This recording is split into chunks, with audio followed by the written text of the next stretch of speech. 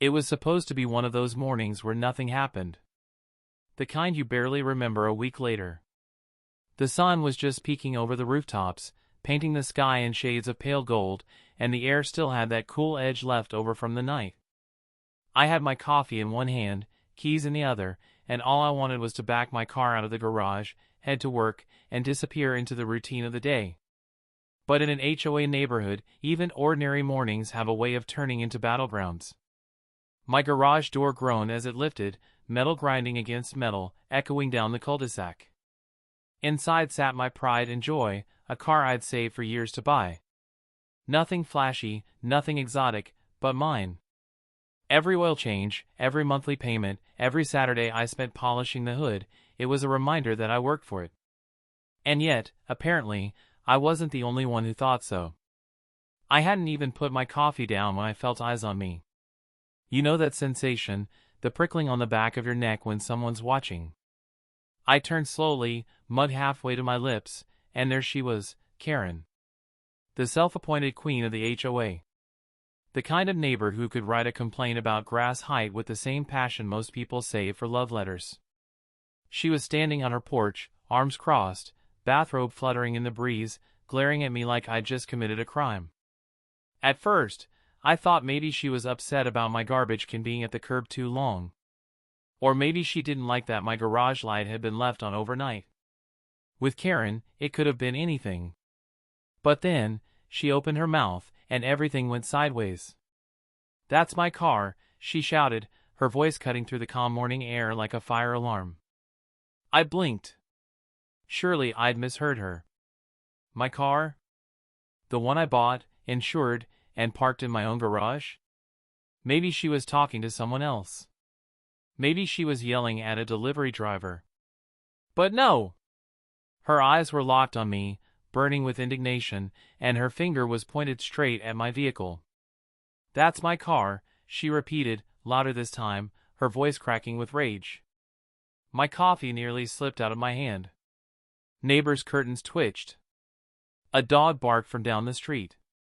It felt like the whole block had just woken up to watch the circus begin. In that moment, standing in my own driveway with my own car behind me, I realized something terrifyingly simple. Karen had decided reality didn't matter anymore. And when Karen decided something, the HOA usually followed. I set my coffee on the hood, squared my shoulders, and thought, here we go again. At first, I laughed. Honestly, what else was I supposed to do? The idea that Karen, queen of lawn citations and mailbox regulations, was suddenly claiming ownership of my car was so absurd it almost felt like a prank. But Karen wasn't laughing. She stormed off her porch, slippers slapping against the pavement as she marched toward my driveway. Her bathrobe swung open like a cape, and her voice got louder with every step. "I just bought that car yesterday," she screamed. "You can't just keep it locked up in your garage." I froze.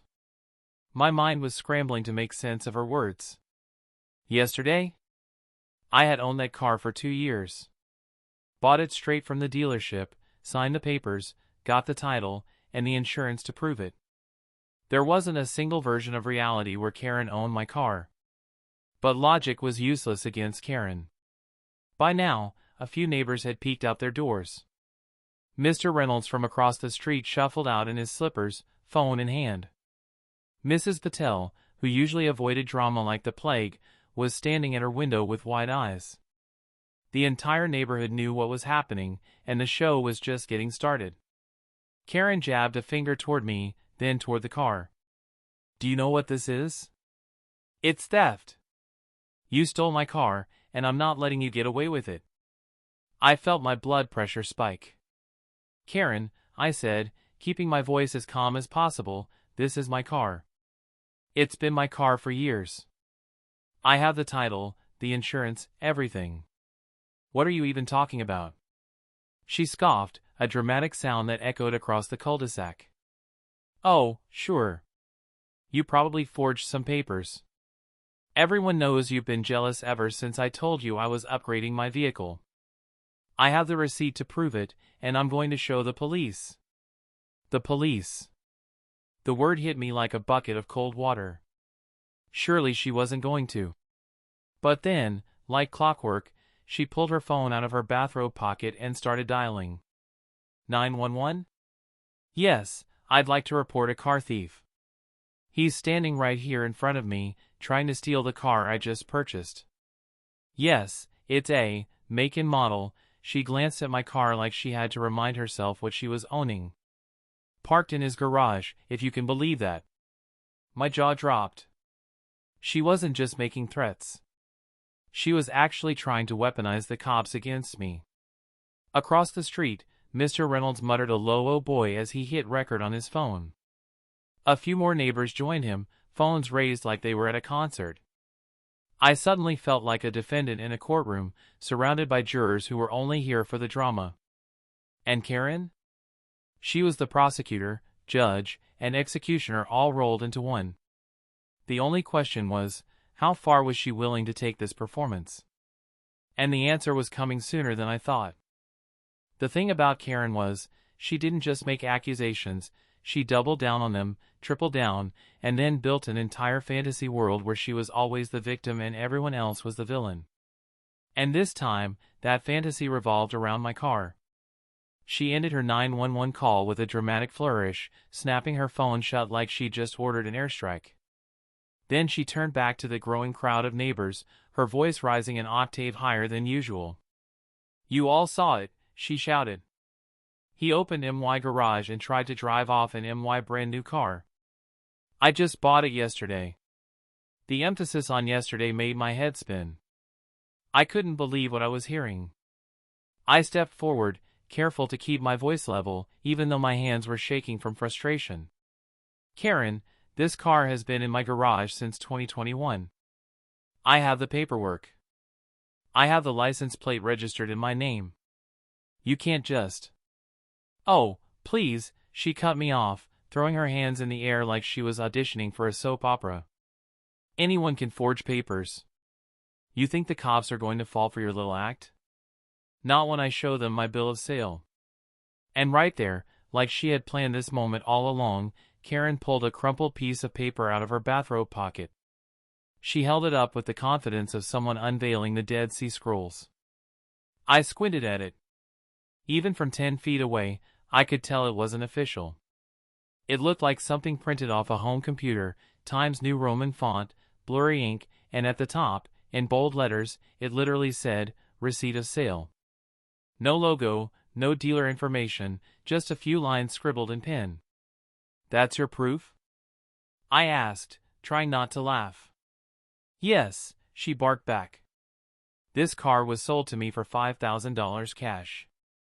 Here's the signature and everything." She jabbed at the bottom of the page where, sure enough, there was a signature. Except it wasn't mine. It wasn't even close. It was just a loopy scrawl that looked like a child's first attempt at cursive. The crowd murmured. Even Mr. Reynolds, who usually stayed neutral, shook his head. "Karen, that looks like something you printed off Google," he muttered. But Karen wasn't deterred. She clutched the paper to her chest like it was a holy relic. "Don't listen to him. He's trying to cheat me out of my property. This is my car, and he's going to jail for theft. You'll all see when the police get here." I wanted to scream, but instead I took a deep breath and leaned against the car hood, pretending to be calm. I knew the truth was on my side. But as more neighbors pulled out their phones to record, a darker thought crossed my mind. Sometimes, the truth doesn't matter when the loudest voice is the one everyone hears. And Karen's voice? It could shatter glass. By now, the entire cul-de-sac felt like a stage, and Karen was the lead actress in her one-woman tragedy. She paced in front of my garage, clutching her so-called receipt in one hand and her phone in the other, as if she were holding the Constitution itself. She hadn't just called 911, she had turned the call into a performance. "Yes, officer, I'm standing right here watching him," she said, her voice sharp and desperate. "He's got my brand new car inside his garage. He's refusing to give it back.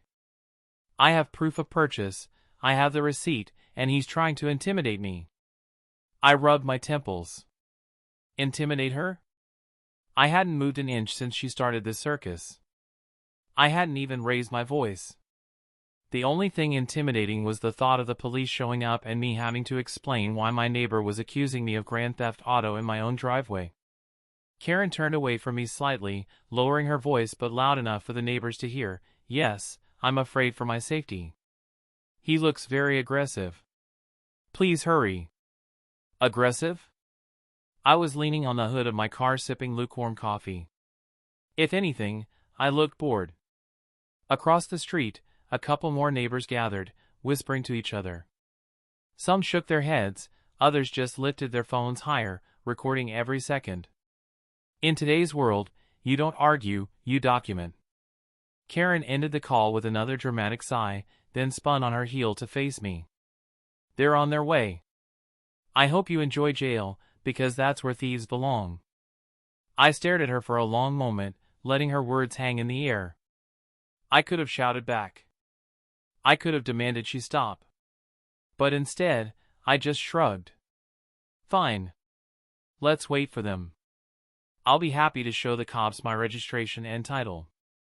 The look on her face was priceless, somewhere between fury and disbelief that I wasn't cowering under her accusations. But Karen wasn't about to let her audience think she'd lost momentum. She marched closer, pointing at the car. You see, this is what people like can do. They take advantage of the system, hide behind paperwork, and hope nobody notices when they steal from hardworking citizens like me. That broke the dam. Several neighbors snorted with laughter. One even coughed out a sarcastic, "Yeah, real hardworking, Karen," under his breath. Her face flushed red. She glared at them, then snapped her attention back to me. Laugh all you want. When the police get here, you'll see who's telling the truth. I folded my arms and leaned against the garage wall. Inside, my stomach twisted into knots. I knew I was in the right. But I also knew how quickly things could go wrong when the cops showed up to a theft in progress call. And as distant sirens began to wail, growing louder with each second, I realized we were seconds away from finding out just how far Karen's lies could go. The sirens grew louder, echoing off the cookie-cutter houses like a war drum announcing the arrival of soldiers. Karen stood taller, her chin lifted high, the corners of her mouth curling into a smug little grin. To her, those sirens weren't just police cars, they were cavalry coming to rescue her from a crime that only existed in her imagination. Meanwhile, I could feel my stomach sink. Logic told me I had nothing to fear. I owned the car, had the paperwork, and dozens of neighbors as witnesses. But another part of me, the part that had seen enough HOA nonsense to last a lifetime, knew better. The truth often didn't matter when Karen was involved. The neighborhood had turned into a full-blown spectator event. A half-dozen neighbors stood clustered on the sidewalks, some holding their morning coffee, others clutching phones pointed directly at us.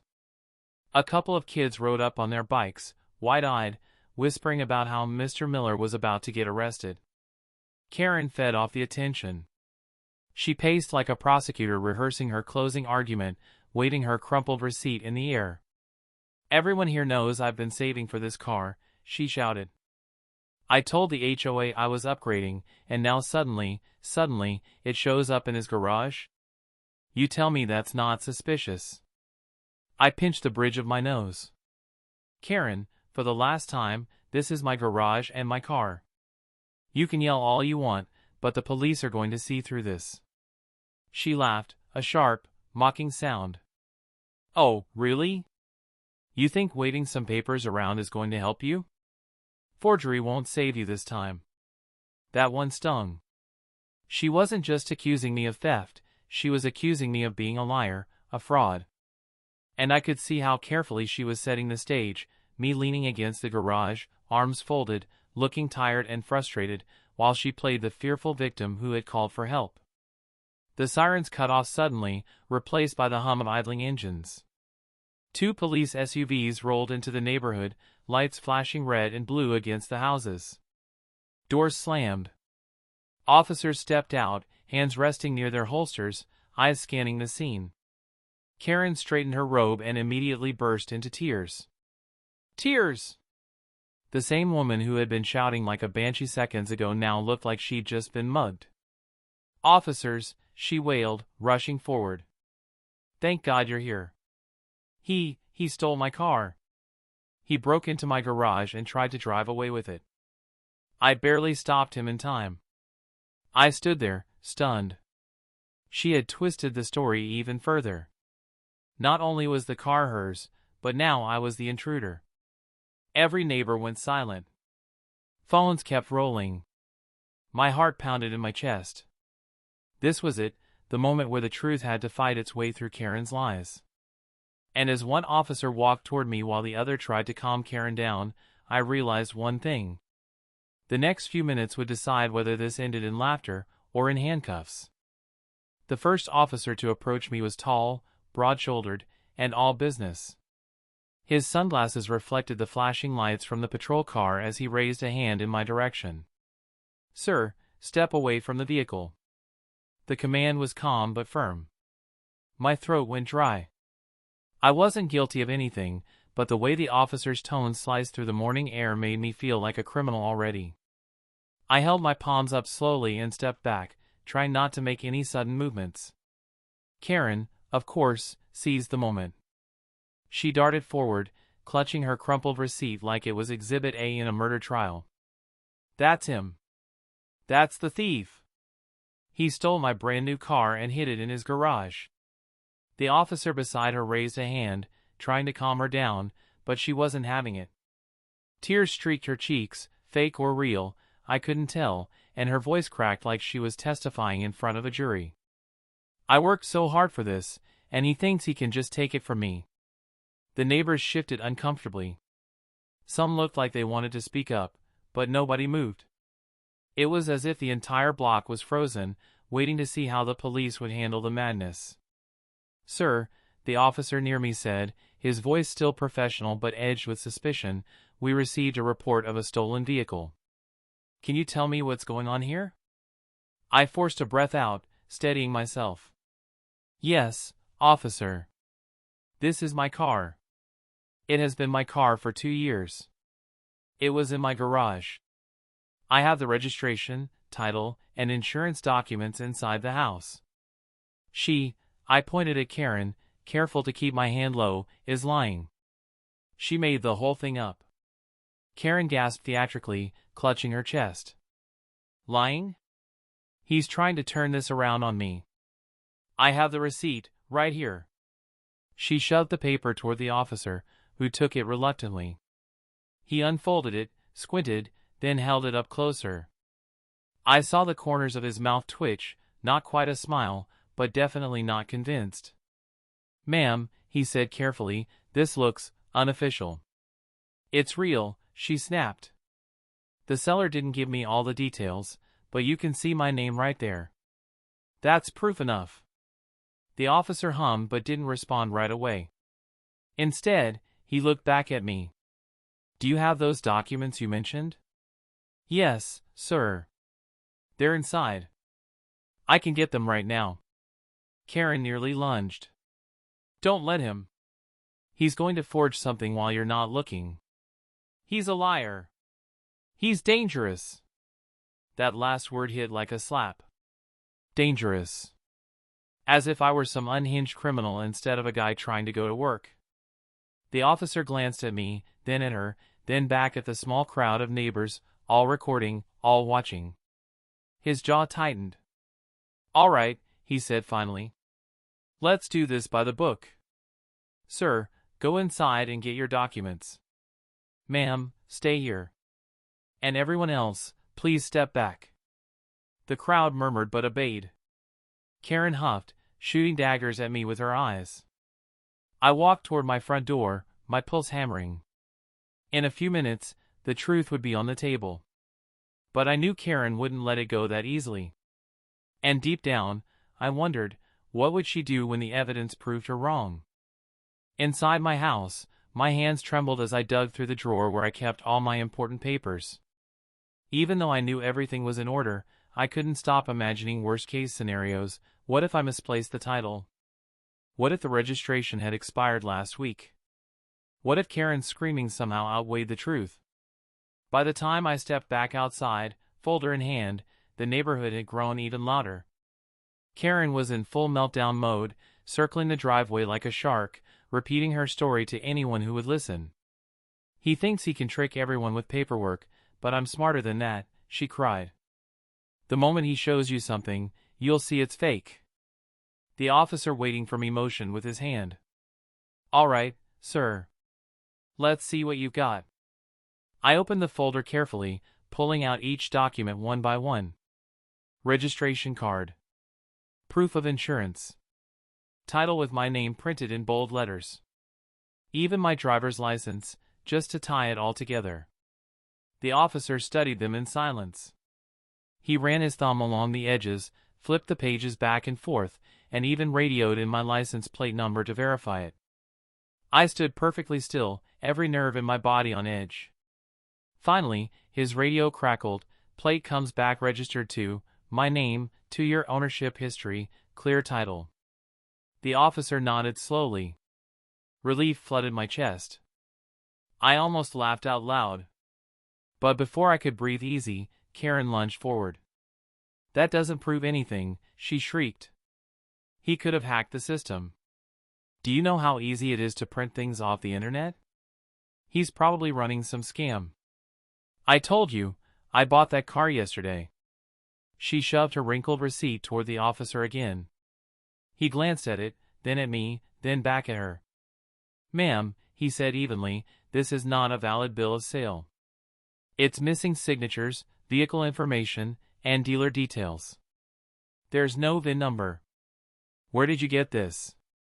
Karen's eyes darted around, her mouth opening and closing like a fish gasping for air. I bought it from a private seller." "What seller?" the officer pressed. She hesitated. A man. At the mall parking lot." The crowd chuckled. Even the officer had to blink a few times before responding. "Ma'am, are you saying you handed someone cash in a parking lot for a car and they didn't give you keys, a title, or anything except this paper?" Karen's face flushed crimson. It was an agreement. He promised me the rest later. He said this paper was enough for now." The neighbors erupted in laughter. Phones shook as people tried to hold steady while recording. The officer folded the receipt and handed it back to her without a word. Then he turned toward me, his voice steady. "Sir, everything checks out. This vehicle belongs to you." Karen's jaw dropped. "What? No! No, you can't take his side. This is a setup." But the shift was clear. The officers weren't looking at me anymore, they were watching her. And for the first time all morning, I realized the tide had finally turned. Karen's face twisted into something almost unrecognizable. The smug confidence she'd worn all morning melted into pure panic. Her hands shook as she waved that pathetic piece of paper around, the crumpled edges flapping in the breeze like a white flag that refused to surrender. "No! This is wrong," she shrieked, stamping her slipper on the driveway like a child denied candy. "You're all in on this. He bribed you, didn't he? The HOA warned me about this." The officer nearest to her raised an eyebrow. "The HOA warned you about what, ma'am?" "That he was a fraud. That he's been tricking this neighborhood for years. And now he's tricked you, the police, too." She spun to face the neighbors, her bathrobe whipping dramatically around her ankles. "Don't you see it? This is organized theft. He's probably running a chop shop out of his garage."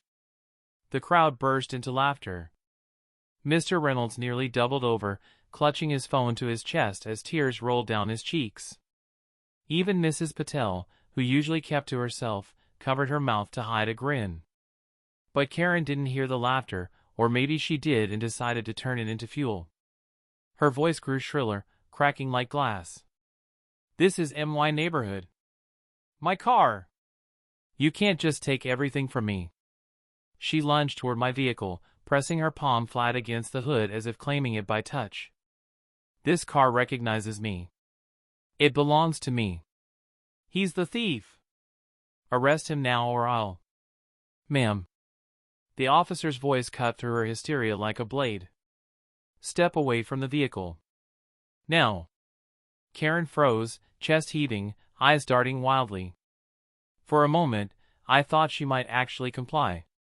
But then she did something none of us expected. She dropped to her knees in the middle of my driveway and started wailing. Full-throated sobs echoed through the cul-de-sac, raw and theatrical, her hands clawing at the concrete as though the earth itself had betrayed her. "They always take his side," she screamed between gasps. "Men like him always win, and women like me always get ignored.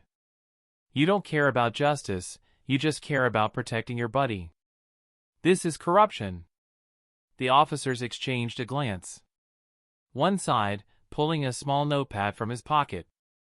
The other gestured toward the growing crowd, which had now doubled in size.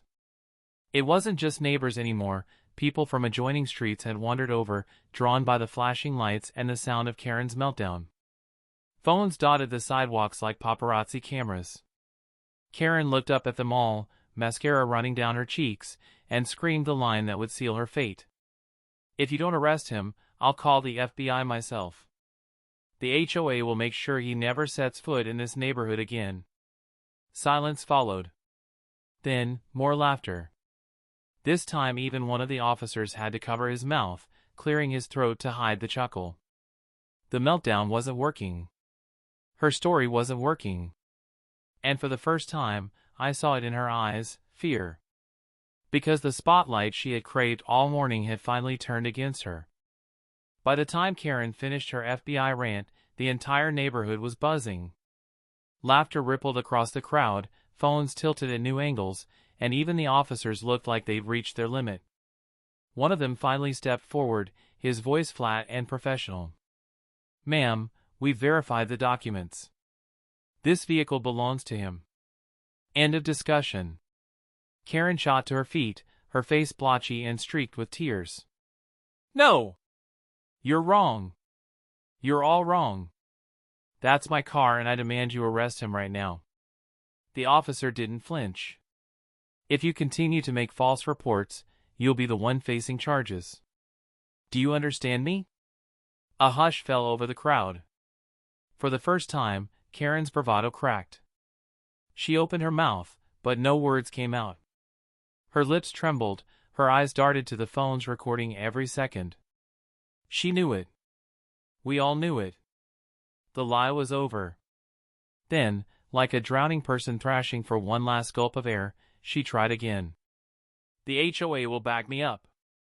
They know what kind of man he is. They'll tell you this is true." That was the wrong card to play. Because just then, the HOA treasurer, Mr. Jenkins, stepped forward from the crowd. A quiet man, usually more interested in balancing spreadsheets than neighborhood drama, but today his voice carried like a hammer. "No, Karen," he said simply. "The HOA had nothing to do with this. And for the record, we're all tired of your games." Gasps and chuckles spread through the onlookers. Karen's jaw dropped as if she'd been slapped. You traitor," she shrieked. "You're supposed to be on my side." But Mr. Jenkins wasn't done. "On your side? You've cost this HOA more in legal fees and complaints than anyone else. Calling the cops over a neighbor's car? That's beyond ridiculous. It's embarrassing, for you, and for all of us." The crowd erupted in agreement. Someone clapped. Another shouted, "Tell her, Jenkins." Phones shook as neighbors tried to capture every angle of Karen's downfall. Karen spun in circles, desperate for someone, anyone, to defend her. But the crowd had turned. Where once she commanded fear and annoyance, now she stood exposed, a laughingstock. The officer crossed his arms. "Ma'am, this is your final warning. If you don't leave this property and calm down, we'll have no choice but to file charges for making a false report and disturbing the peace." That was it. The fight drained out of her. She backed away slowly, her slippers dragging across the pavement. For the first time all morning, she was silent. The laughter followed her retreat down the sidewalk, echoing behind her like a trail of shame. She slammed her door shut so hard the windows rattled. And just like that, quiet returned. The officers turned to me, professional again. "Sorry about the trouble, sir. You're clear. Try to have a good day." I nodded, still stunned, as the flashing lights dimmed and the SUVs rolled away. But the memory of Karen's humiliation? That was going to stay with this neighborhood forever. The neighborhood felt different the next morning. No police cars, no flashing lights, no hysterical screaming. Just the usual sounds of sprinklers hissing and dogs barking in the distance. But under the surface, something had shifted. Karen's house was quieter than I'd ever known it. No curtain peeking, no barking orders at landscapers, no HOA threats shoved in mailboxes. She had gone silent, and silence, for Karen, was the loudest humiliation of all. By mid-afternoon, the videos started surfacing online. Clips of her meltdown, her screaming about the FBI, her throwing herself on the driveway in a bathrobe. Neighbors had posted them everywhere, Facebook groups, Instagram Reels, even TikTok. The captions wrote themselves. Local HOA Karen loses it over neighbor's car. This woman called 911 over a garage door. When you think the HOA owns the police clown face. Within hours, she wasn't just the neighborhood clown, she was an internet punchline. I leaned back in my chair that evening, scrolling through the comments. Thousands of strangers laughing, making memes, even remixes of her shrill "That's my car" line.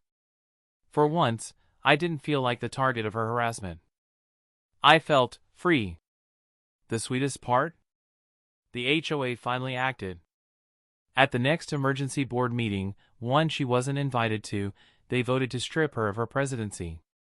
Word spread fast. Karen Kensington Wright, self-proclaimed queen of the block, was dethroned.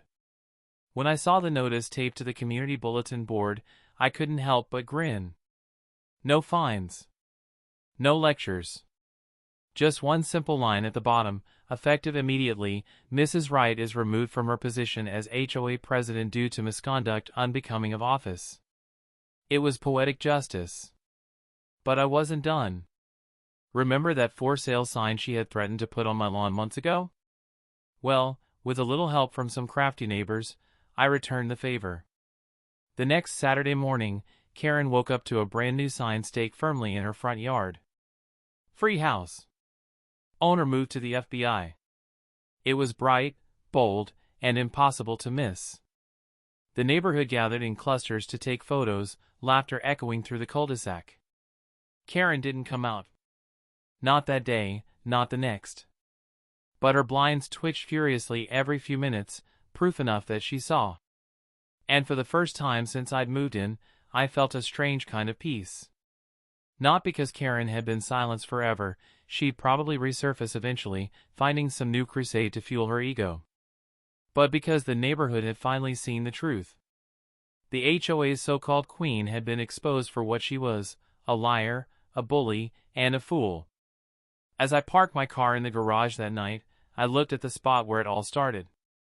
The same driveway, the same garage door, the same car. Only this time, there were no sirens, no accusations. Just quiet victory. And the faintest sound of laughter, carried on the evening breeze.